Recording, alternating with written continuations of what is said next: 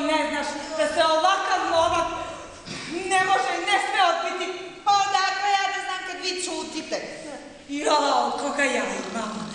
Pa Bože, i malo dete zna da svakome prija ono što je lepo i da svako jede ono što je dobro.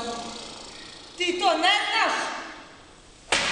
Eto, sad će neka druga bolje da prođe od mene. Gospod, dosta sluge čeka. Još malčice. Kolika je to sad? Otkucam. Ajmo, Gospod. U pravu si, ovog puta si u pravu. Otkucala je 4. Idemo.